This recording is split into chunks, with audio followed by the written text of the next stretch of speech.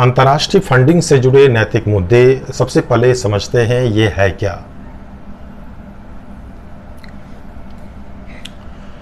अंतर्राष्ट्रीय फंडिंग का मतलब हुआ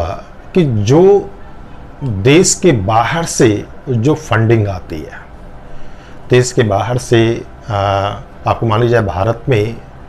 आपको भारत से बाहर से जो फंडिंग आती है, जो पैसे आते हैं, जो धन आता है, उसको हम अंतर्राष्ट्रीय फंडिंग कहते हैं, है ना। आपको ये फंडिंग किसी भी रूप में आ सकता है, ये कर्ज के रूप में भी आ सकता है, चैरिटी सहायता के रूप में भी आ सकता है, अनुदान के रूप में भी आ सकता है। अनुदान जो होता है वो अलग अलग किस्म का होता है, वो आप अर्थव्यवस्था की किताब में आप पढ़ते ही होंगे। दीर्घकालिक आपको शर्त कंडीशंस अनुदान होता है, अनकंडीशंस अनुदान होता है, कर्ज के रूप में भी आता है। ये कर्ज भी अलग अलग तरीके का हो सकता है, अल्पकालीन, दीर्घकालीन। तो यहाँ वो चीज़ें इंपॉर्टेंट नहीं है आपको एथिक्स की क्लास में उसको जानना, उसको इकोनॉमी में आप समझें। तो यहाँ मूल चीज़ यहाँ पर ये जानने की है, अंतर्राष्ट्रीय फंडिंग का मतलब जो विदेशों से धन आता है, जो देश से बाहर से जो धन आता है, उसको हम अंतर्राष्ट्रीय फंडिंग कहते हैं। और ये धन जो है आपको अलग अलग तरीके से आ सकता है। ये धन किसी एनजीओ कोई एनजीओ एजेंसी दूसरी एनजीओ एजेंसी को दे सकती है। मान लिया जो कोई वैश्विक स्तर का एनजीओ है और वो आपको भारत के किसी एनजीओ को डेवलपमेंट के काम के लिए, वेलफेयर के काम के लिए या किसी अन्य उद्देश्य के लिए आपको धन उपलब्ध करा सकता है। या कोई इंटरनेशनल एनजीओ है, काफ़ी बड़ा है, समर्थ है, आपको भारत सरकार को भी जो है किसी वेलफेयर और आपको डेवलपमेंट के काम के लिए आपको धन उपलब्ध करा सकता है। एक देश दूसरे देश को भी मदद करता है ना। अंतर्राष्ट्रीय एजेंसियां भी मदद करती है। दो देश आपसी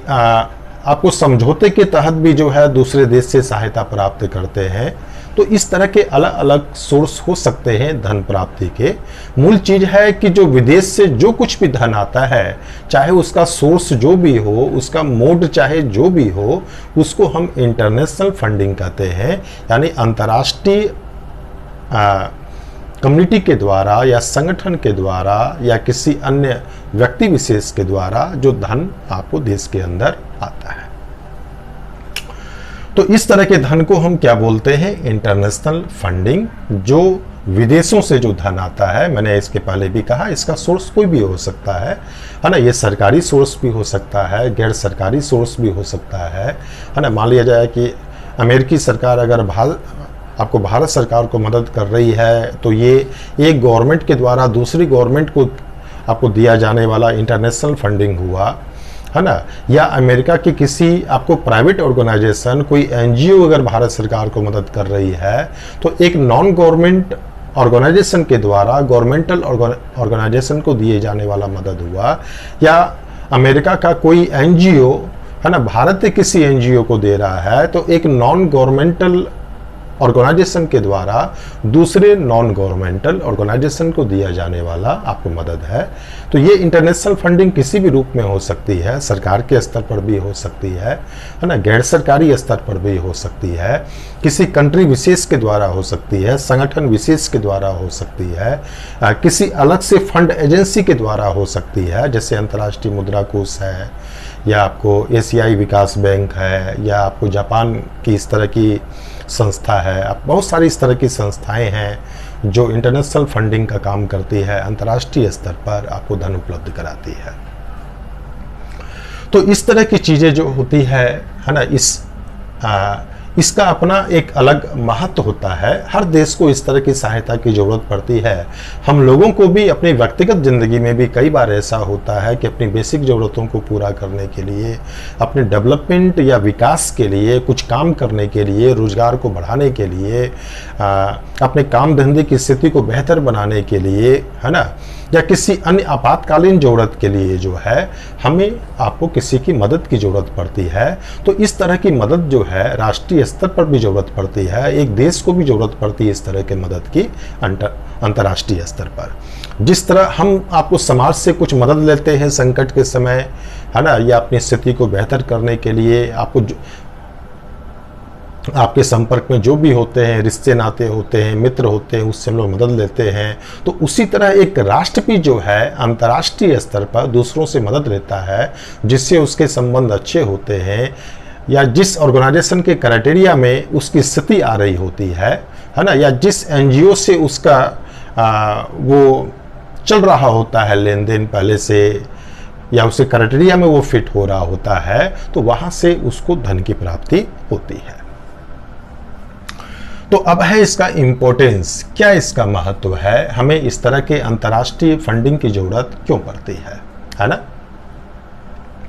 विकास के लिए आपको ये मालूम होना चाहिए कि भारत में जितने भी बुनियादी उद्योग आरंभिक दौर में जो खड़े किए गए थे, या दामोदर वैली निगम है, या आपको बोकारो इस्पात संयंत्र है, या राउरकेला इस्पात संयंत्र है, या इस तरह के बहुत सारे उद्योग धंधे जो हैं, जो भारत की आधारभूत आपको संरचना के विकास में, आधारभूत उद्योगों के विकास में इनका बिल्कुल बेसिक महत्व है। मतलब इसको प्रमोट करने में, इसको बेस देने में इनका बहुत ही महत्वपूर्ण योगदान है। और इस तरह के संयंत्र जो स्थापित किए गए थे भारत में, है ना, वो आपको विदेशी सहायता से किए गए थे, विदेशी फंडिंग से किए गए थे। यानी हमने किसी अन्य देश से मदद ली थी, जैसे रूस से, जर्मनी से, ब्रिटेन से, अमेरिका से, है ना, अलग अलग देशों से, जिससे हमारे जिस तरीके के संबंध थे, है ना, जैसा समझौता हुआ, उसके तहत हमने अंतर्राष्ट्रीय फंडिंग की मदद ली।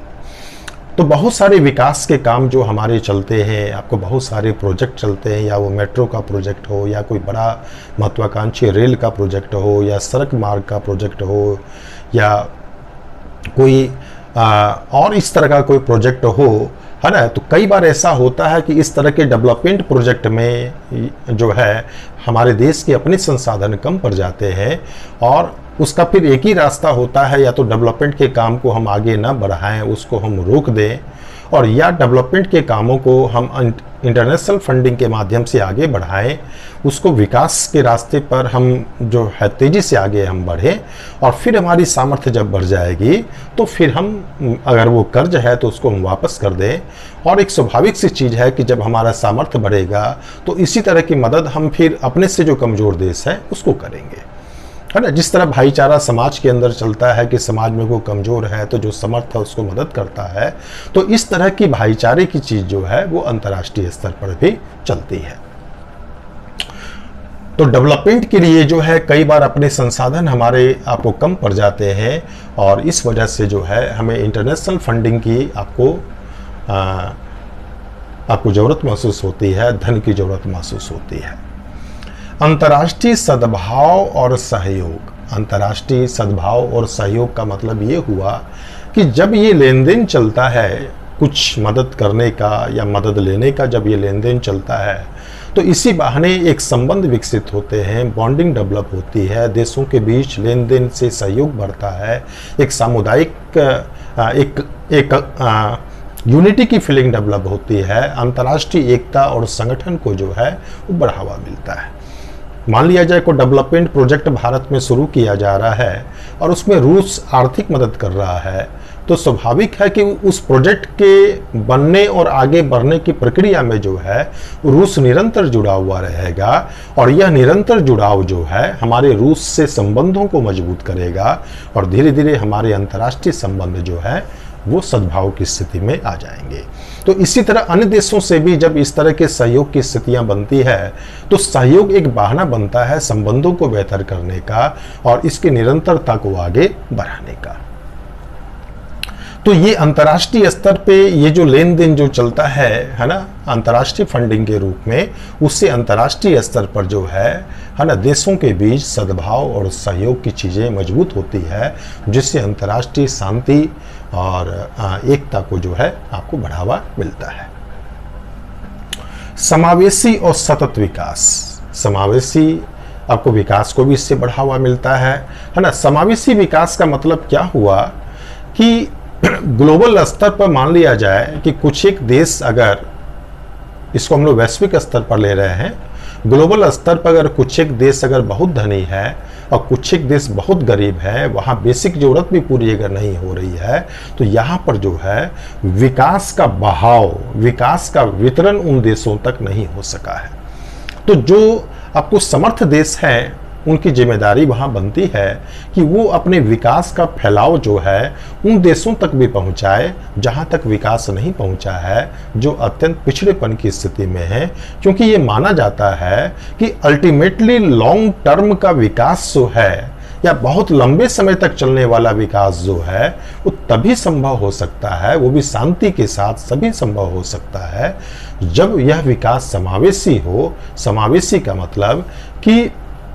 समाज के हर हिस्से का जिसमें विकास हो। ऐसा नहीं हो कि समाज के किसी हिस्से का विकास हो रहा हो, किसी क्षेत्र का विकास हो रहा हो, किसी कम्युनिटी का विकास हो रहा हो, किसी खास आपको भाषाई लोगों का विकास हो रहा हो, किसी खास नस्ली लोगों का विकास हो रहा हो, लेकिन एक खास क्षेत्र या एक बड़ा क्षेत्र जो है उस विकास से अछूता हो, ऐसा नहीं होना चाहिए।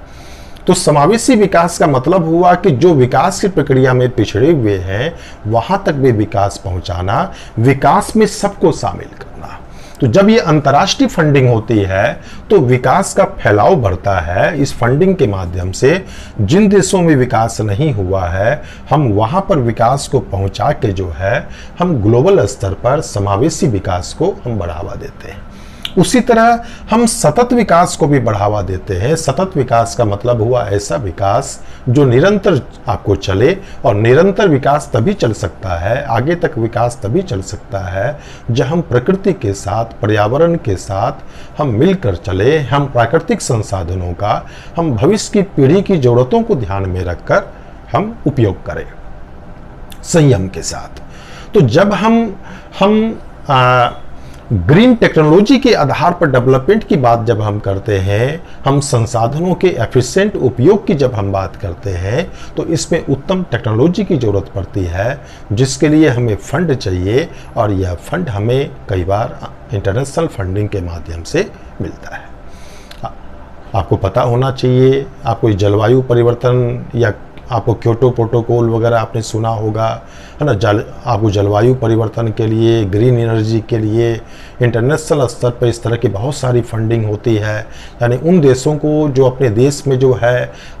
हरित ईंधन को बढ़ावा देना चाहते हैं, हरित विकास को बढ़ावा देना चाहते हैं, तो ये समर्थ और विकसित देश जो हैं या अंतर्राष्ट्रीय एजेंसियां जो हैं उनको फंडिंग उपलब्ध कराती है, जिससे कि इस काम में संसाधनों की कमी ना हो। तो इससे क्या होता है, वैश्विक स्तर पर जो है समावेशी विकास को और सतत विकास दोनों को बढ़ावा मिलता है। वैश्विक समृद्धि, वैश्विक समृद्धि भी बढ़ती है। देखिए, जब इंटरनेशनल फंडिंग होती है, आपको मदद होती है ना। मान लिया जाए कि आपको भारत बहुत पिछड़ा हुआ था, तो विश्व के जो समर्थ देश हैं, भारत जब आज़ाद हुआ तो उन लोगों ने भारत के विकास में आर्थिक सहायता दी, इंटरनेशनल फंडिंग का लाभ भारत को मिला, और उससे धीरे धीरे जो है आपको भारत का जो बुनियादी ढांचा जो है वो मजबूत हुआ, भारत की अर्थव्यवस्था मजबूत हुई, विकास की रफ्तार बढ़ी, हमारी उत्पादन की क्षमता बढ़ी, एक्सपोर्टिंग की क्षमता बढ़ी, हम नई नई टेक्नोलॉजी का अब उपयोग करने लगे, आपको वैरायटी ऑफ चीज़ों का हम उत्पादन करने लगे, आपको हमारे देश में आपको सर्विस सेक्टर का विकास होने लगा। तो जब भारत का इस लेवल पर विकास होता है तो उस विकास का लाभ जो है पूरे विश्व को किसी न किसी रूप में मिलता है ना। पूरे विश्व की समृद्धि को जो है उसका लाभ मिलता है। तो जब कोई देश किसी अन्य देश को मदद करता है, जब कोई अंतर्राष्ट्रीय संगठन किसी अन्य देश को मदद करता है, तो इसका मतलब ये नहीं होता है कि उस विकास का लाभ उसी देश को मिलेगा। अल्टीमेटली जो है उस पार्टिकुलर देश के विकास का लाभ जो है धीरे धीरे जो है वो पूरे विश्व को मिलता है। तो इससे जो है वैश्विक समृद्धि जो है उसको आपको बढ़ावा मिलता है। भाई मान लीजिए भारत की जीडीपी ग्रोथ रेट अगर काफ़ी तेज अगर होती है, आपको 10% हो जाती है, तो ओवरऑल जो ग्लोबल जीडीपी जो है, विश्व की जीडीपी जो है, उसका भी एवरेज सुधर जाएगा। अगर भारत में उत्पादन क्षमता बढ़ जाती है, रोजगार को खपाने की संभावना आपको बन जाती है, तो विश्व के लेवल पर आपको वो रोजगार देने में संभव आपको समर्थ हो सकता है। अगर भारत में टेक्नोलॉजी बहुत उन्नत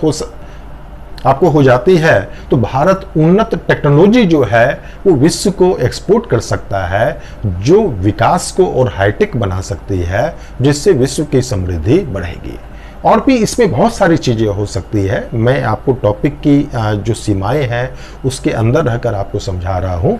तो कुल मिलाकर इसमें आप समझ सकते हैं कि वैश्विक समृद्धि को भी जो है इससे लाभ पहुंचता है। इसके बाद है आपको प्रबंधकीय और तकनीकी लाभ भी होता है। मान लिया जब कोई देश या कोई ऑर्गेनाइजेशन किसी अन्य देश को मदद करता है, आर्थिक मदद करता है, तो आपको स्वाभाविक तौर पर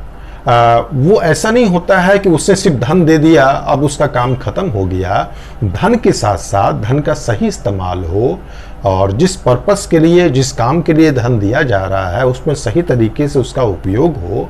है ना। तो ये चीज को बनाए रखने के लिए ये जो है धन के साथ साथ जो है वहाँ के एक्सपर्ट भी जुड़ते हैं प्रोजेक्ट से, है ना। तो वो जब एक्सपर्ट जुड़ते हैं तो अपने साथ उस विकसित देश के आपको मैनेजरियल स्किल भी लेके आते हैं। जब वो धन देते हैं तो कई बार आपको धन जो है सीधे धन के तौर पर नहीं आता, आपको मशीनों के रूप में भी आता है, तकनीक के रूप में भी आता है। तो किसी देश को तकनीक का भी उससे लाभ होता है। तो एक तरह से हम कह सकते हैं कि जब इंटरनेशनल फंडिंग होती है तो फंडिंग का मतलब ये नहीं होता है कि हम कैश दें। फंडिंग का मतलब है, मान लिया जाए कि रूस ने फलना योजना में जो है 100 करोड़ की सहायता दी, तो 100 करोड़ का मतलब ये थोड़े होता है कि रूस ने 100 करोड़ रुपए केस भारत सरकार को दे दिए। यहाँ 100 करोड़ का मतलब हुआ कि 100 करोड़ की वो सहायता देगा। इसका मतलब 100 करोड़ का कोई उपकरण दे सकता है, 100 करोड़ की कोई मशीन दे सकता है, 100 करोड़ का कोई कच्चा माल दे सकता है, 100 करोड़ का कोई अन्य कोई इस तरह की चीज है जिसमें वो कॉस्ट पड़ रहा हो, वो उपलब्ध करा सकता है। तो जब भी इस तरह के प्रोजेक्ट विदेशी सहायता से चलते हैं, इंटरनेशनल फंडिंग की सहायता से चलते हैं, तो वहाँ पर जो है उसके साथ उन देशों की तकनीक भी आती है, उसकी प्रबंधकीय एक्सपर्टनेस का भी लाभ हमें मिलता है, जिससे हमारे अंदर भी कुछ सीखने को आपको मिलता है। हम उनके प्रबंधन की शैली से कुछ सीखते हैं, उससे हमारे प्रबंधन की क्षमता बढ़ती है। उसकी तकनीक जब वो हमारे देश में आती है तो उस तकनीक का हमारे देश में फैलाव होता है, हम उसको फॉलो करते हैं और उस तरह की तकनीक को देश के अंदर भी बनाने की हम कोशिश करते हैं। तो उससे हमारे देश का आपको प्रबंधकीय और तकनीकी विकास होता है। इसके बाद है द्विपक्षीय संबंध भी सुधरते हैं। आपको थोड़ा बहुत इसकी चर्चा मैंने ऊपर की थी। आपको द्विपक्षीय संबंध का मतलब हुआ कि मान लिया जाए कि भारत और रूस के बीच इस तरह का कोई सहयोग किसी प्रोजेक्ट में चल रहा है, रूस इंटरनेशनल आपको फंडिंग उपलब्ध करा रहा है, यानी आपको सहायता उपलब्ध करा रहा है, तो इस बहाने जो है भारत और रूस के बीच भी आपको अच्छे संबंध विकसित होते हैं। द्विपक्षीय संबंध आपको बेहतर बनाने का जो है ये एक माध्यम भी बनता है। कई बार होता है कि जैसे भारत को लगता है कि किसी पार्टिकुलर आपको अफ्रीकी देश से मुझे संबंध बेहतर बनाना है, तो भारत उस संबंधों को बेहतर बनाने के लिए क्या करेगा कि वहाँ के डेवलपमेंट के लिए, वहाँ के वेलफेयर के लिए जो है ना, कोई प्रोजेक्ट का वो बनाकर जो है उसमें फंडिंग करना शुरू कर देगा कि भाई आप ये प्रोजेक्ट हमारी तरफ से चलाओ, इसके लिए हम इतनी मदद करेंगे। तो वो एक रास्ता खुल जाता है वहाँ पे संबंधों को विकसित करने का, और नए संबंध वहाँ पर विकसित वहाँ पर हो जाते हैं। तो वो भी एक आपको माध्यम बनता है इंटरनेशनल फंडिंग। तो इस तरह से हम देखते हैं कि इंटरनेशनल फंडिंग जो है अनेक तरीकों से हमें लाभ पहुंचाती है। बहुत सारी सामाजिक परियोजना शिक्षा के क्षेत्र में है, या आपको बच्चों के कल्याण में, वृद्धों के कल्याण में, महिलाओं के कल्याण से जुड़े, आदिवासी कल्याण से जुड़े बहुत सारे प्रोजेक्ट जो चल रहे होते हैं, उसमें इंटरनेशनल फंडिंग की जो है आपको महत्वपूर्ण आपको भूमिका होती है। आपको भारत में सोशल क्षेत्र में जो है आपको एनजीओ की भूमिका बहुत तेज़ी से बढ़ी है। ये पॉइंट इसमें आप जोड़ सकते हैं। सोशल क्षेत्र में एनजीओ की भूमिका बहुत तेज़ी से बढ़ी है ना। एक बड़ा हिस्सा आपको सामाजिक क्षेत्र जो है, या वो कोई वृद्धाश्रम चल रहा हो, या बच्चों को पढ़ाने का काम चल रहा हो, है ना, फ्री में, या विकलांगों के वेलफेयर का काम चल रहा हो, आदिवासियों के वेलफेयर का काम चल रहा हो, उस पर एनजीओ बहुत काम कर रहे हैं। और ये जो एनजीओ काम कर रहे हैं, इन एनजीओ की गतिविधियों में जो है इंटरनेशनल फंडिंग का बहुत बड़ा योगदान होता है। अगर इंटरनेशनल फंडिंग अगर ना आए तो बहुत सारे एनजीओ, भारत के जो बड़े बड़े एनजीओ जो हैं, उसका स्रोत सूख सकता है, उनकी गतिविधियां जो है वो रुक सकती है ना, ये चीज़ है। तो इसी बहाने जो है आपको सामाजिक विकास के क्षेत्र में बहुत सारी गतिविधियों को आपको बढ़ावा मिलता है ना, आपको सामाजिक विकास होता है, आपको वेलफेयर को बढ़ावा मिलता है। तो ये कुछ महत्व की चीज़ें थी जिसकी चर्चा हम लोगों ने की। आपको जीएस के क्वेश्चन आंसर में ये 5-6 पॉइंट 7 पॉइंट भी आपके पास अगर हो जाते हैं तो बहुत सुंदर तरीके से आप उत्तर लिख सकते हैं। यहाँ कोई 600 या 800 शब्द का उत्तर नहीं लिखना होता है। आप पॉइंट अगर जोड़ना चाहें तो जितने आप जोड़ लें, कोई उसका अंत नहीं है, लेकिन एक अप्रोप्रिएट और बैलेंस तैयारी आप अगर देखें तो उसके हिसाब से आप इतने पॉइंट को आप अगर अच्छे से कर लें तो बहुत अच्छा उत्तर आपका तैयार हो जाएगा। और ये सारी चीज़ें जो मैं आपको समझा रहा हूँ, ये जो क्लास नोट्स आपको जब उपलब्ध कराया जाएगा तो आप उसको उसमें अच्छे से रिवाइज कर लीजिएगा, कंसेप्ट यहाँ क्लियर कर लीजिए, और फैक्चुअल इन्फॉर्मेशन जो है वहाँ रिपीट करने के लिए आपको मिल जाएगी। और एक बार अगर आपने लेक्चर 1 बार 2 बार 3 बार अपने ध्यान से अगर पढ़ लिया या सुन लिया अगर आपने, तो ये सुनी भी चीज़ें जो होती है, मेरा मानना है जब किसी लेक्चर को हम लोग सुनते हैं कान से ना, तो मेरा अपना अनुभव है कि उसकी आवाज़ जो है बहुत गहराई तक जाती है, वो मेमोरी में बहुत परमानेंट जगह बनाती है ना। पढ़ी हुई चीज़ आप भूल सकते हैं, सुनी हुई चीज़ें हम लोग कम भूलते हैं। और परीक्षा के समय ये लेक्चर आपके कान में गूंजेंगे और कोई पॉइंट आप अगर भूल भी जाएंगे तो ये कंसेप्ट जो है आपको अपने तरीके से सोचने के लिए आपको ताकत देगा। तो लेक्चर जो है आप रिपीट जरूर करें, 2 बार 3 बार 4 बार लेक्चर को आप अगर सुन लेंगे तो पूरा टॉपिक आपका क्लियर हो जाएगा। उसके बाद नोट्स को केवल रिवाइज करने की ज़रूरत है और कुछ नहीं करना आपको। इसमें किस तरह के मॉरल क्वेश्चंस हैं, किस तरह के आपको एथिकल इश्यूज हैं जो हमारे सामने आते हैं, हमें उसको भी समझना है। पहला है इससे जुड़ी शर्तें। इससे जुड़ी शर्तें का मतलब ये हुआ कि कई बार कोई ऑर्गेनाइजेशन या कोई देश या कोई संगठन या अंतर्राष्ट्रीय एजेंसी आपको जब फंडिंग करती है, किसी प्रोजेक्ट को अपना फंड उपलब्ध कराती है, पैसे देती है ना, तो उसमें बहुत सारी कंडीशंस जोड़ देती है, शर्तें जोड़ देती है कि इसको इस तरीके से खर्च करना है, ये चीज़ें करना है, आपको फॉरेनर के एक्सपर्ट आपके होने चाहिए, ये क्राइटेरिया आपको पूरा करना होगा। तो कई बार ये कंडीशंस जो होते हैं, ये शर्तें जो होती हैं, उसको पूरा करना जो है, जो फंड लेता है उसके लिए बहुत ही कठिन हो जाता है। बहुत सारी फॉर्मेलिटीज़ करनी होती है और उसकी प्रायोरिटी के हिसाब से काम करना पड़ता है। तो वहाँ एडजस्टमेंट की दिक्कतें जो है उन देशों के साथ हो जाती है। क्योंकि जो आदमी फंड लेता है, मान लीजिए आप किसी से मदद अगर ले रहे हैं, कुछ पैसे अगर चाहिए, तो आप चाहेंगे भाई वो हमें पैसे दे दे, लेकिन उस पैसे का उपयोग हम अपनी ज़रूरत के हिसाब से, सुविधा के हिसाब से करें, उसमें फ्लेक्सिबिलिटी होनी चाहिए। और पैसे देने वाला व्यक्ति अगर बिल्कुल कंडीशंस लगा दे हर चीज़ के ऊपर कि ये माल यहीं से खरीदना है, ये चीज़ ऐसे ही खर्च करना है, इसको इतने दिन में ये करना है, वो करना है, और भी बहुत सारे की अपने अपने उसकी होती है कंडीशन, तो वहाँ पर फिर खुल के आप काम नहीं कर पाएंगे। तो ये दिक्कतें यहाँ पर हो जाती है। कॉरपोरेट हित। कॉरपोरेट हित का मतलब ये हुआ कि कई बार ये जो सहायता जो दी जाती है इंटरनेशनल फंडिंग के तौर पर, जो फंड उपलब्ध कराया जाता है, तो कई बार ये लगता है कि एक देश या एक कंपनी दूसरे देश को मदद कर रही है ना, लेकिन वास्तव में जो है ये मदद नहीं होती है। उसके पीछे एक हिडन एजेंडा होता है, अपने देश की कंपनियों की वहाँ एंट्री आपको करने का या उनकी स्थिति को मजबूत करने का, है ना। मान लिया जाए कि हम जो है किसी देश को, हम किसी अफ्रीकन कंपनी को, मान लिया जाए, आप अपने ऊपर लेते हैं हम लोग कि भारत मान लिया जाए अफ्रीका के किसी कंट्री को, है ना, रोड बनाने के लिए जो है, आपको कंस्ट्रक्शन के लिए जो है वो पैसे उपलब्ध कराता है कि भाई हम आपको जो है इतने किलोमीटर आपको 4 लेन या 6 लेन की रोड के लिए हम इतने अरब डॉलर जो है या इतने 100 करोड़ जो है आपको हम दे रहे हैं।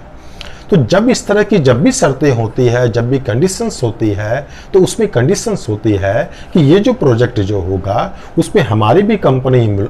आपको इन्वॉल्व होगी, है ना। भले ही आपकी भी कंपनी हो, आपकी कंपनी हमारी कंपनी दोनों मिल के ज्वाइंट वेंचर करेगी, मिल के काम करेगी, तो इस बहाने जो हमारी कंपनी को उस देश में एंट्री मिल गई और धीरे धीरे वो कंपनी वहाँ स्थिति अपनी मजबूत करने लगेगी, अपना फैलाव करने लगेगी, अपनी गुडविल बढ़ाने लगेगी और वो धीरे धीरे जो है कंपनी का रास्ता वहाँ पर खुल जाता है। तो कई बार ऐसा होता है कि कंपनियों सबको जगह देने के लिए किसी देश की इकोनॉमी पर अपना एक्सपोर्ट बढ़ाने के लिए, अपना माल खपाने के लिए हम मदद के नाम पर जो है हम फंडिंग करते हैं, लेकिन उसमें कहीं ना कहीं हमारा अपना आपको कॉरपोरेट इंटरेस्ट आपको छिपा हुआ होता है ना। मान लिया जाए कि हम यहाँ कुछ भी आपको भारत में आपको मान लीजिए मेट्रो प्रोजेक्ट के लिए आपको जापान अगर मदद कुछ कर रहा है, तो मेट्रो प्रोजेक्ट के लिए अगर भारत तो कर रहा है या इस तरह के प्रोजेक्ट के लिए मदद कर रहा है, तो जापान चाहेगा कि इस तरह का काम जो है उसका ठेका जो है जापान की कंपनी को मिले, है ना। और या जापान की कंपनी पार्टनरशिप में ही काम करे, कोई बात नहीं, जो भी कंडीशन आपको बातचीत हो, तो इस बहाने जापान की कंपनी की यहाँ एंट्री हो गई, है ना। वो इस तरह के कानून में बदलाव चाहेगा जिससे कि जापान की कंपनी की एंट्री और यहाँ काम करना उसके लिए आसान हो जाए। और एक बार एंट्री अगर हो जाएगी तो ये समर्थ देश की कंपनियां इतनी कैपेबल होती है, टेक्नोलॉजी के रूप में, आपको प्रबंधन के रूप में इतनी सक्षम होती है कि वहाँ वो जगह बनाने लगती है और धीरे धीरे इकोनॉमी के ऊपर जो है अपना प्रभाव स्थापित करने लगती है। तो ये जो सहायता और फंडिंग जो होता है, कई बार ये कॉरपोरेट एंट्री के लिए जो है एक रास्ता तैयार करता है, ऐसा आरोप लगता है। ये इससे जुड़ा हुआ नैतिक मुद्दा है। इसके बाद है नव साम्राज्यवाद। नव साम्राज्यवाद का मतलब ये हुआ कि जैसे पहले क्या होता था कि एक देश आपको दूसरे देश पर कब्जा करता था, जैसे ब्रिटेन ने भारत के ऊपर कब्जा किया। अब तरीका ये बदल गया है ना। ये माना जाता है कि अब किसी देश, भाई ब्रिटेन ने जो भारत के ऊपर कब्जा किया, मूल रूप से आपको ब्रिटेन का पर्पस क्या था कि भारत के प्राकृतिक संसाधनों का, भारत के रिसोर्सेस का ब्रिटेन के विकास में इस्तेमाल करना। पर्पस यही होगा ना। कोई देश जब दूसरे देश पर कब्जा करता है तो उसका पर्पस वही होता है कि किस तरीके से उस देश की जो संपदा है, उस देश का जो संसाधन जो है, हम उसका इस्तेमाल जो है अपने देश के विकास में कर सकें। अब यही काम जो है ये अब इंटरनेशनल फंडिंग के माध्यम से होने लगा है। इसमें क्या होता है कि एक देश जब दूसरे देश को कंटिन्यू मदद करता है, मान लीजिए भारत भूटान को कंटिन्यू मदद कर रहा है और भूटान के विकास का जो फंड होता है उसका एक बड़ा हिस्सा भारत से जाता है, तो स्वाभाविक है कि भूटान पूरी तरह भारत के प्रभाव में होगा और भूटान वैसी ही नीतियां बनाता होगा जैसा भारत चाहता होगा। तो कहीं न कहीं भूटान पर कब्जा किए बिना भी जो है भूटान भारत के प्रभाव के अधीन काम कर रहा है ना। हो सकता है भारत की यहाँ नीयत अच्छी हो, आपको भूटान का इस्तेमाल करना नहीं हो, है ना, लेकिन ऐसे बहुत सारे देश हैं जिनकी नीयत भी खराब होती है और वो किसी देश को पहले मदद देते हैं और मदद देते देते उसको आसान के तले इतना वो दाब लेते हैं, इतना उसको वो कर देते हैं, ऑब्लाइज्ड कर लेते हैं कि धीरे धीरे फिर उनकी नीतियों के ऊपर कब्जा कर लेते हैं। उनकी पॉलिसी वही बनती है जो वो चाहते हैं और एक तरह से उस देश के कानून और उसकी नीतियाँ जो है उस देश के फंडिंग देने वाला जो देश जो होता है उस देश के हित के अनुकूल बनने लगती है, उस देश के इंटरेस्ट के हिसाब से बनने लगती है। तो इसी को हम नव साम्राज्यवाद कहते हैं। तो फंडिंग जो है, इंटरनेशनल फंडिंग जो है ना, यह भी यहाँ पर एक माध्यम बनता है। खासकर जो इस तरह का जो चीज़ होता है वो जब एक देश दूसरे देश को मदद करता है ना, तो वहाँ ये चीज़ें जो है ज़्यादा लागू होती है। इसके बाद है दुरुपयोग। दुरुपयोग का मतलब ये हुआ कि आजकल आपको इंटरनेशनल फंडिंग का ये अक्सर ये आरोप लगता है कि इसका दुरुपयोग काफ़ी होता है। अब बहुत सारे देश या इंटरनेशनल एजेंसियां ये आरोप लगाती है कि हम किसी देश को, है ना, किसी गरीब देश को जो है हम जो फंड उपलब्ध कराते हैं, है ना, वेलफेयर के लिए करते हैं, वहाँ की जनजातियों के विकास के लिए, पिछड़े क्षेत्र की भुखमरी को कम करने के लिए, उन्हें भोजन उपलब्ध कराने के लिए, लेकिन ये इस तरह के जो कई कंट्रियां जो होती हैं, है ना, वो इस फंड का इस्तेमाल जो है हथियार खरीदने के लिए करते हैं, अब माने अन्य चीज़ों के लिए करते हैं, अर्थात जिस उद्देश्य के लिए हम पैसे देते हैं उसके लिए वो खर्च नहीं करते। और आपको जब फंडिंग जब हम सहायता के तौर पर करते हैं, आपको सहायता का मतलब जिन्हें लौटाना नहीं पड़ता है, तो वो इसको जो है बिल्कुल सावधानी से इसका उपयोग नहीं करते, सोच समझ के इसका उपयोग नहीं करते, चूंकि लौटाना तो है नहीं, तो वहाँ पे इसका मिसयूज जो है ज़्यादा होता है, जिससे संसाधनों का आपको सही इस्तेमाल नहीं हो पाता। निर्भरता का मतलब ये हुआ कि एक स्वाभाविक सी चीज़ है कि कई बार जब हम हेल्प करते हैं, जब इंटरनेशनल फंडिंग करते हैं और ये फंडिंग हम कंटिन्यू कर रहे हैं, है ना, लेकिन फंडिंग करने के साथ साथ हम उस देश की क्षमता और सामर्थ्य को बढ़ाने की हम कोशिश नहीं करते, जिससे कि वो स्वावलंबी हो सके, वो खुद स्वावलंबी हो सके। इसके लिए उसको तकनीकी रूप से, प्रबंधकीय रूप से हम सक्षम बनाने की कोशिश नहीं करते हैं। तो ऐसी स्थिति में जो है, जो फंड ले रहा होता है उस देश की जो है निर्भरता जो है इंटरनेशनल फंडिंग की तरफ बढ़ती चली जाती है, वो अन्य देशों पर निर्भर होता चला जाता है, जो लॉन्ग टर्म के लिए, उनके स्वावलंबी विकास के लिए जो है ये सही नहीं होता। तो यहाँ पर कोशिश ये होनी चाहिए कि जब हम किसी की फंडिंग कर रहे हो तो हमारी कोशिश होनी चाहिए कि फंडिंग का नेचर इस तरह से हो, फंडिंग इस तरीके से दिया जाए कि वह सामने वाला देश जो है कुछ सालों के अंदर जो है इस तरह से समर्थ हो जाए, आत्मनिर्भर हो जाए, स्वावलंबी हो जाए कि उसको जो है फिर फंडिंग की जरूरत ना पड़े और वो दूसरों को फंडिंग करने की स्थिति में आ जाए, है ना। जैसा कि भारत ने किया। भारत आज की डेट में आपको कई देशों को आर्थिक मदद भी दे रहा है। एक समय था उसको हेल्प की जरूरत पड़ती थी, आज वो आपको मदद दे रहा है ना। लेकिन कई ऐसे देश हैं, है ना, जिनको जो है कई दशकों से मदद दी जा रही है ना, लेकिन उन देशों की आर्थिक हालत जो है, उनकी डेवलपमेंट की स्थिति जो है नहीं सुधरी है। आतंकी और अलगाववाद, यह इसका मतलब हुआ कि बहुत सारे ऐसे एनजीओ हैं जिनका सामने का चेहरा कुछ और होता है, मुखौटा, लेकिन अंदर की गतिविधियां कुछ और होती है ना। वो इस तरह से वो जो फंडिंग करते हैं दूसरे देश के एनजीओ को, तो उन एनजीओ का चेहरा भी सामने का कुछ और होता है और अंदर की गतिविधियां और होती है, और इसकी आड़ में जो है वो आतंकी आपको गतिविधियों को प्रोत्साहित करते हैं, है ना। मान लिया जाए कि आपको कोई कंट्री है, किसी देश का कोई ऑर्गेनाइजेशन है, वो मादक द्रव्य का आपको व्यापार करता है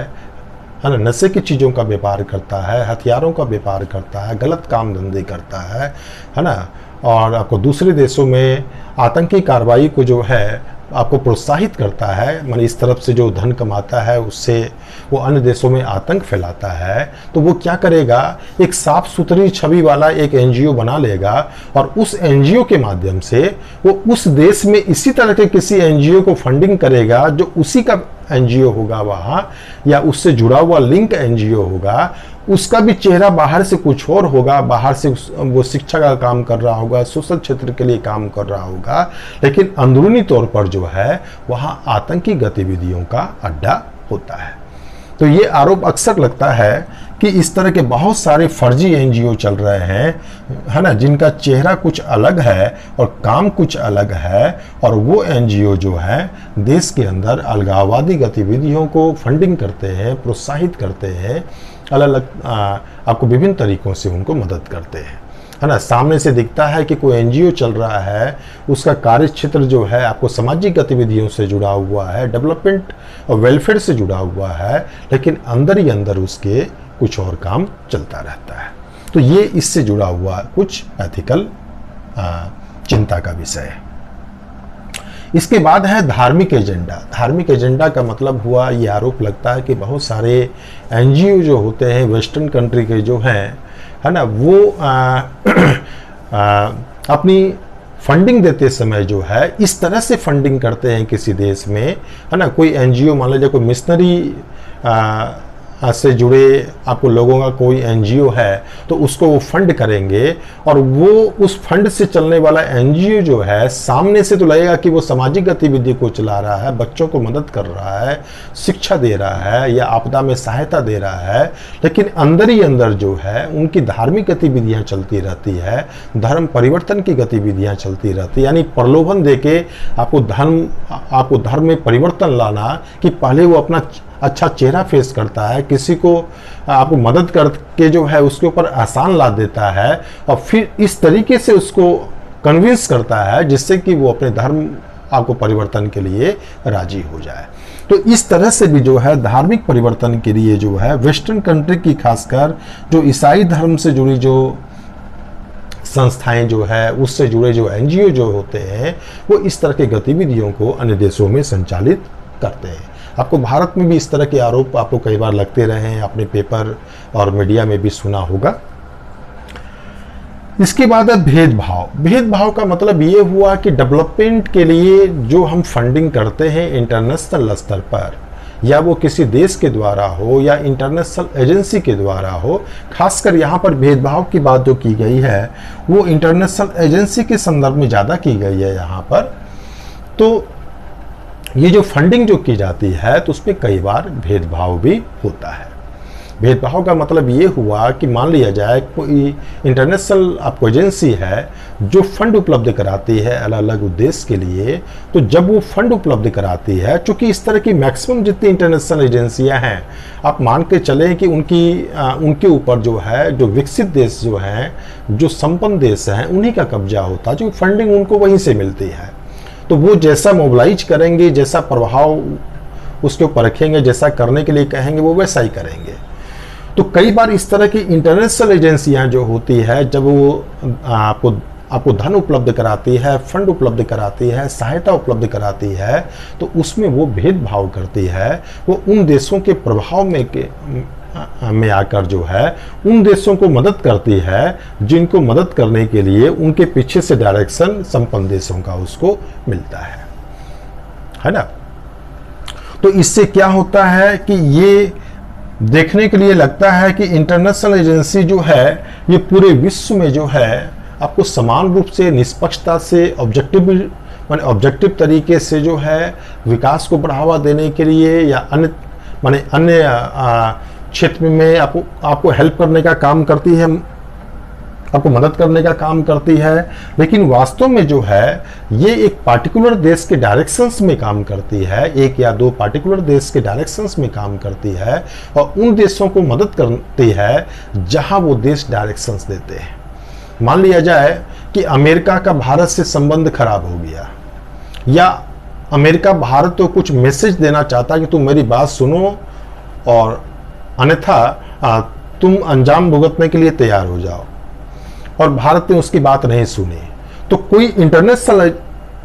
कोई एजेंसी है, कोई आपको जैसे विश्व बैंक है, अंतर्राष्ट्रीय मुद्रा कोष है, या यूनिसेफ है, या कोई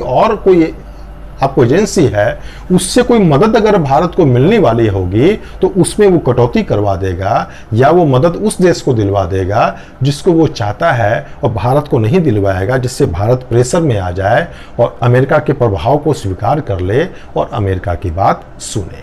तो इस तरीके से चीजें जो है भेदभावपूर्ण तरीके से चलती है। और करप्शन के बारे में समझाने की जरूरत नहीं है ना। आपको भारत में एनजीओ के स्तर पर एक आपको बड़े लेवल का आपको करप्शन का उद्योग खड़ा हो गया है। जो भी फंड विदेश से आते हैं, फर्जी एनजीओ हम लोग खोल लेते हैं, आपको गली गली में एनजीओ आपको खुल गए हैं, है ना, और उसमें विदेशों से भी बहुत सारा धन आता है, और उस धन की बंदर बांट होती है, केवल कागजों में काम होता है, फॉर्मेलिटीज होती है, हर स्तर पे लेन देन की चीज़ें फिक्स हो जाती है। जो फंड उपलब्ध कराने वाली जो एजेंसियां होती है या इंटरनेशनल स्तर के जो आपको एजेंसियां होती है, प्रतिनिधि जो होते हैं, उनकी भी सेटिंग होती है इन लोगों से, उनका भी कमीशन बंधा हुआ होता है, और सब कमीशन खोरी के चक्कर में जो काम होना चाहिए, जिस पर्पस के लिए धन आता है, वो काम नहीं होता। तो ये है इसका कुछ इश्यूज, इससे जुड़े कुछ नैतिक मुद्दे जिसकी चर्चा हमने की। इसी संदर्भ में कुछ एक संगठन, इंटरनेशनल ऑर्गेनाइजेशंस वगैरह ने जो है कुछ डायरेक्शंस, कुछ गाइडलाइन तय किए हैं, है ना, जिसमें उसने कुछ अपेक्षाएं की हैं कि जब भी इंटरनेशनल फंडिंग होती है, या वो एनजीओ के स्तर पर हो, या व्यक्तिगत स्तर पे हो, या चैरिटी के स्तर पर हो, है ना, जब भी इस तरह की हम फंडिंग उपलब्ध कराते हैं, तो कुछ नॉर्म्स को हम ध्यान में रखें, सॉरी,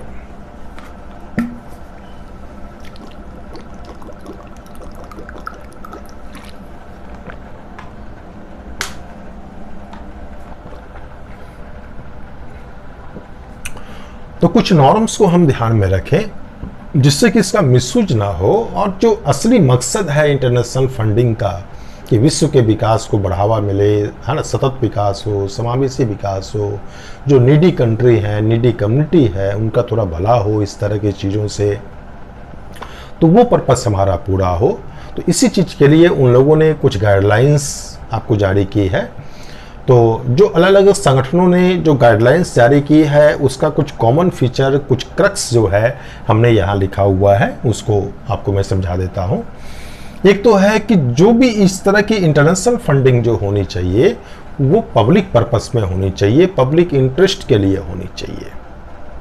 इसका मतलब कि आपको देश के अंदर शिक्षा को बढ़ावा देने के लिए, वृद्धों के कल्याण के लिए, है ना, आप जनता की सुविधा को बढ़ाने के लिए, आप अगर आप पेयजल की सुविधा बढ़ाना चाहते हैं, आप सड़क रेल मार्ग की सुविधा बढ़ाना चाहते हैं, या आप वृद्धों के लिए वृद्धाश्रम खोलना चाहते हैं, तो जो भी इस तरह के काम जो पब्लिक पर्पस से जुड़े हुए हैं, लोकहित से जुड़े हुए हैं, है ना, जब भी आप फंड कोई आप दे रहे हो किसी को, तो हमेशा ये आप देखें कि ये जो फंड वो मांग रहा है, या ये जो फंड हम सामने वाले को देंगे, उससे पब्लिक पर्पस की कितनी पूर्ति होगी, पब्लिक इंटरेस्ट कितना सर्व होगा, इस चीज़ को जरूर ध्यान में रखें। ये मेन क्राइटेरिया होगा, मतलब फंड जब हम किसी को उपलब्ध कराते हैं। तो निश्चित लक्ष्य और विजन होना चाहिए। कोई जब भी आप फंड उपलब्ध कराएं, तो आपके सामने म्यूचुअल रूप से एक विजन जरूर होना चाहिए कि किस पर्पस के लिए काम कर रहे हैं, हम इससे क्या हासिल करना चाहते हैं, है ना, कि भाई हम इतने साल में हम इस चीज़ को हम इस रोग से मुक्त कर देंगे, हम पेयजल की समस्या को दूर कर देंगे, ऐसा कर देंगे, ऐसा कर देंगे। तो कुछ विजन जरूर होना चाहिए जिससे कि फंडिंग का रचनात्मक उपयोग हो सके। सांस्कृतिक विविधता इसलिए डाला गया है कि बहुत सारे कंट्री, है ना,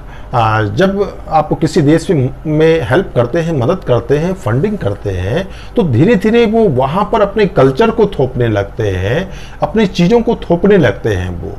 है ना, फंडिंग के नाम पर, और उन पर दबाव डालते हैं कि जो वो कह रहे हैं, जो भी ढांचा वो बोल रहे हैं, या प्रशासन के स्तर पर हो, या कानून के जो भी स्तर पे हो, तो उस ढांचे को वो अपनाएं, है ना। आपको मान लिया जाए कि कोई चैरिटी है, या कोई एनजीओ है, या कोई अन्य देश इस तरह की मदद कर रहा है, तो मान लिया जाए कि वो अपने धर्म का प्रचार कर रहा है, या अपने तरीके से चीज़ों का वितरण, हम शिक्षा देना चाह रहे हैं। मान लिया जाए कि आप किसी आदिवासी क्षेत्र में जाकर आप उनका भला करना चाहते हैं।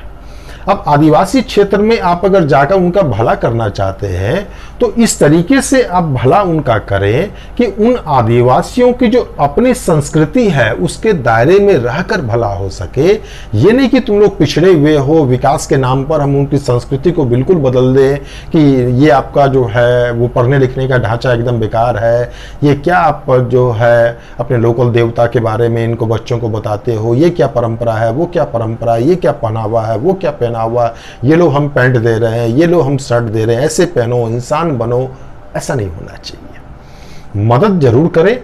लेकिन जिसको मदद कर रहे हैं उसकी सांस्कृतिक पहचान का आप आदर करें,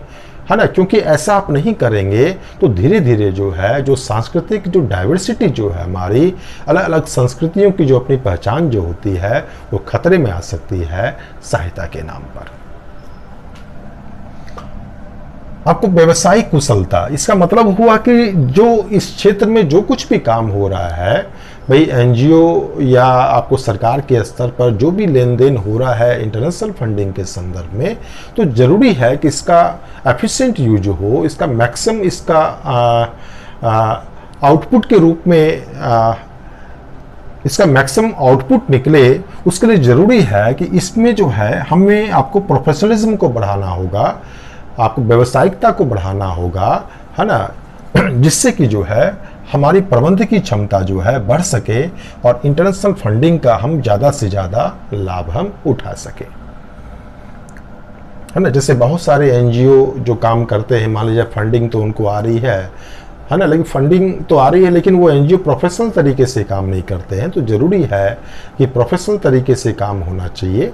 जिससे कि जो फंड आ रहा है उसका सही तरीके से इस्तेमाल हो सके। निष्पक्ष और ट्रांसपेरेंट होना चाहिए। यहाँ इसका मतलब क्या हुआ कि जो भी प्रक्रिया लेन देन की चल रही है ना, उसमें भेदभाव नहीं होना चाहिए, निष्पक्षता होनी चाहिए, ट्रांसपेरेंसी होनी चाहिए, यानी सारी चीज़ें आपको यथासंभव क्लियर होनी चाहिए कि कोई फंड जो आ रहा है कहाँ से आ रहा है, क्यों आ रहा है, किस तरीके से आ रहा है, कितना आ रहा है, कहाँ इस्तेमाल होगा, किसके द्वारा इस्तेमाल होगा, क्यों इस्तेमाल होगा, इससे जुड़ी सारी चीज़ें जो है पूरी तरह ट्रांसपेरेंट तरीके से क्लियर होनी चाहिए। इंडिपेंडेंट ऑडिट की व्यवस्था होनी चाहिए। इंडिपेंडेंट ऑडिट का मतलब ये हुआ कि ये पूरी प्रक्रिया जो होती है आपको इंटरनेशनल फंडिंग की, इसमें दुरुपयोग ना हो, इसका मिसयूज ना हो, इसका अन्य गतिविधियों में इस्तेमाल ना हो, इसमें करप्शन ना हो, इसमें जवाबदेही सुनिश्चित की जा सके। इसके लिए ज़रूरी है कि स्वतंत्र ऑडिट हो। आपको स्वतंत्र ऑडिट का मतलब ये होता है कि मान लिया जाए हम काम कर रहे हैं, आपने फंड दिया और मैं उस फंड से काम कर रहा हूँ। अब मुझे अपना हिसाब किताब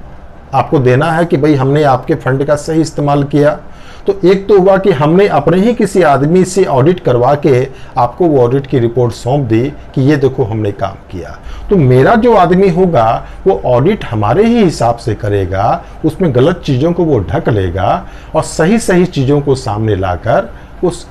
आपको दिखा देगा। तो स्वतंत्र ऑडिट का मतलब ये हुआ कि जो खर्च करने वाली जो एजेंसी जो होती है उससे अलग, उससे स्वतंत्र कोई एजेंसी, कोई बाहरी एजेंसी होनी चाहिए जिससे उसका कोई लेना देना ना हो, उसके द्वारा ऑडिट होना चाहिए, जिससे कि इंटरनेशनल फंडिंग से अगर कोई काम चल रहा है उसमें कुछ भी गलत अगर हो रहा हो तो उसको रोका जा सके। क्योंकि हम फंडिंग अगर भाई आप भी अगर किसी को अगर सहायता उपलब्ध कराते हैं, आप कर्ज के रूप में या फ्री के रूप में, जिस भी रूप में आप धन अगर किसी को उपलब्ध कराते हैं, क्या आप चाहेंगे वो धन आपका डूब जाए? क्या आप चाहेंगे कि उस धन से वो आप गुलछर्रे उड़ाए? क्या आप चाहेंगे कि उस धन का वो आपको दुरुपयोग करे? आपको भी इस चीज़ की संवेदनशीलता होगी कि मैंने जो उसको जिस पर्पस के लिए धन दिया है उस धन का वो सही इस्तेमाल करे, सही तरीके से करे, वो आपको भी वो चिंता हो। उसी तरह जो भी फंड उपलब्ध कराते हैं, है ना,